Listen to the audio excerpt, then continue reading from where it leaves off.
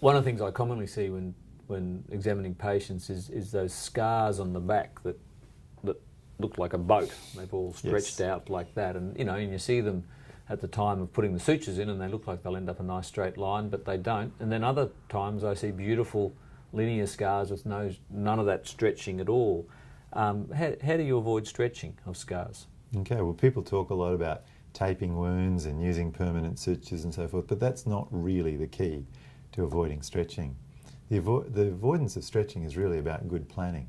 The first way is to minimise your excision. So you might very well find that a lesion on the back can be cut out in the round and that you can create a much smaller scar than an elliptical excision. I think that's number one. Sometimes you don't even need to cut the lesion out.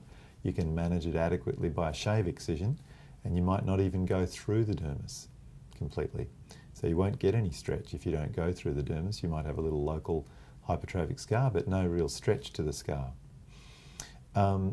If we're looking at how to minimise the scar on something that does need to be an elliptical excision, we need to make the ellipse long enough that the tension is spread adequately over the entire length of the ellipse and not focused and concentrated in the centre of the ellipse.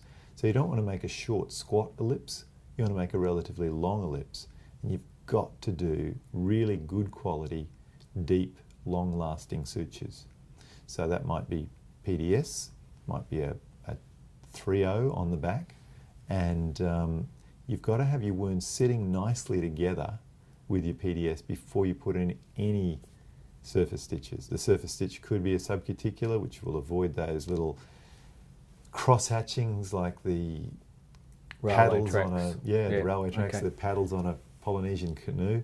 But the most important thing is not whether you do a subcuticular repair on the surface or a nylon repair on the surface. It's how your wound looks before you put that surface layer in. Because if the edges are edge to edge with your deep, long-lasting stitch, then it's likely that it'll hold.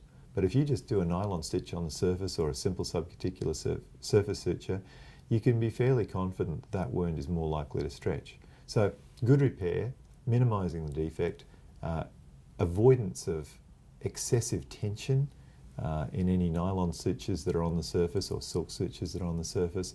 These things all help. To a very minimal degree, it's possible that taping a wound provides a bit of extra support, but the real issue is making an appropriate plan from the get-go about how you're going to remove it and how long your ellipse is going to be and what direction it's going to run in and how you're going to adequately repair the deep layer.